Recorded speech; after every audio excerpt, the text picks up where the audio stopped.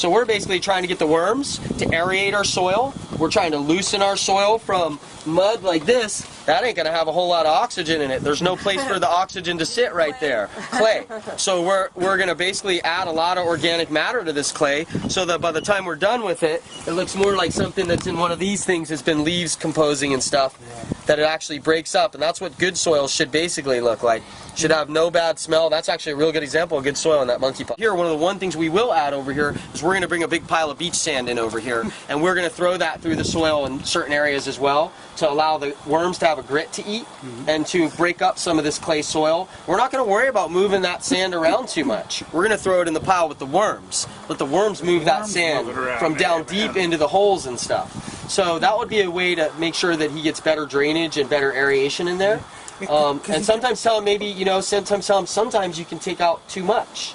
Stones and little blockets of wood can be good in there, but also if you had too much wood chips in there, they could work against you because they'd lock up the nitrogen trying to break down the carbon.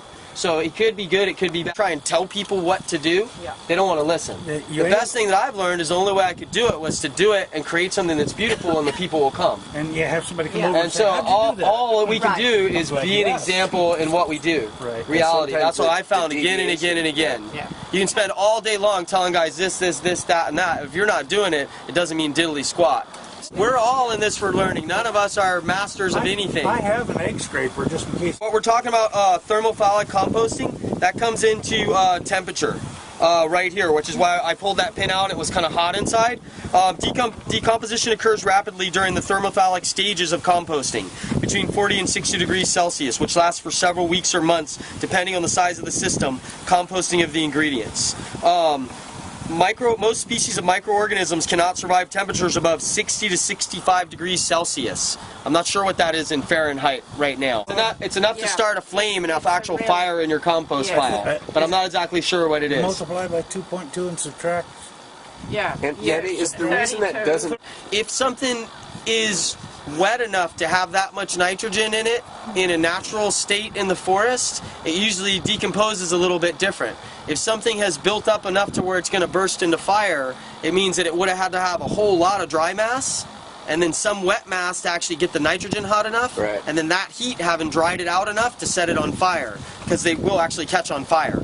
Piles. So I'm just using that as an example. In nature, sometimes piles will fall underneath trees and they're so thick that they can get really hot, and what will happen is no microbes will live in it for a while. If you notice, it said thermophilic stages. That heat is only going to go on for so long. It's going to naturally cool down after it's heated and cooked everything, and then in nature, earthworms and bugs are going to take over. So that's what we're doing. We're doing nature style of composting rather than that man-made turning it all the time. Both of them are good, you know what I mean? But this one, we're going to have a lot more living creatures in it. We're not looking to make compost to put in a bag without living creatures in it and send it off. We're looking to bring all that life into the ground right here. And we're going to identify when we get into this compost pile. I showed you the sow bugs the other time. There's quite a few bugs that are really good in our garden.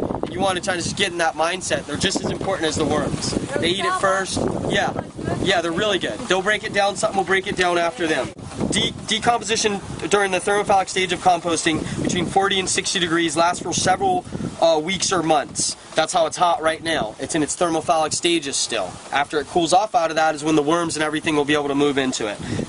Depending on the size of the system, the composition of the ingredients, this stage is also important for the destroying of thermosensitive pathogens. That's what I talked about earlier. Thermosensitive pathogens, meaning that once it gets too hot, it kills them. So they're not there anymore. They don't exist. It has to come at least above 40 degrees Celsius to knock out some of those pathogens, such as fly larvae, weed seeds. You throw a compost pile in there, if you have seeds in it, you don't want a bunch of weeds sprouting up out of your compost from what you've composted. It gets hot enough, it burns the seeds and kills them so that it can actually be composted. So that's a big part of that. The outdoor systems, compost invertebrates, survive the thermophilic stage by moving to the periphery of the pile and becoming operating conditions of 40 degrees Celsius for 5 days, with temperatures exceeding 55 for at least 4 hours of this period. Most species of microorganisms cannot survive the temperatures above 60 or 65, so compost managers turn or aerate their systems to bring the temperatures down if they get this hot. So that's what a lot of the spinning is about, is actually keeping it at the right system, because if it was just hot, it would actually just burn out and not do a whole lot and sit dormant and get locked up. So they're turning it as fast as they can, pretty constant. Keep going. But we're not turning that over there, are we? It's passive. Right. That's what we're talking about. These first, that's why I don't want to read too much because it'll throw us off. Yeah. At the stage when it's thermophilic, it's heating up. It's burning off pathogens. It's burning off weed seeds. We want thermophilic, right? We don't want entirely thermophilic composting all the time and keeping it hot. Maybe I've confused how I explain it. Thermophilic is a stage. If you want to heat your compost up, you can, if it's at 40 or 50 degrees, you're going to have all these microorganisms that are still eating your pile. Those guys are going in there and they work with the heat to break it down for the first few months or whatever. After that's stopped, then the other types of creatures come in and start eating on it, which are bigger creatures, earthworms, springtails, sow bugs. They can't eat on it when it's so hot. It's literally too hot, it'll burn them. So after it's cooled down, those animals come in and break it down further, which is really completing the process.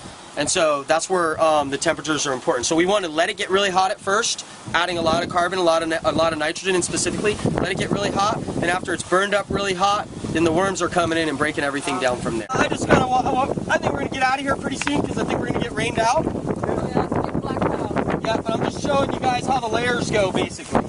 So I'll dump coffee on here. I'll just keep building this pile up, and that's why we keep free grass over here after we put the coffee on.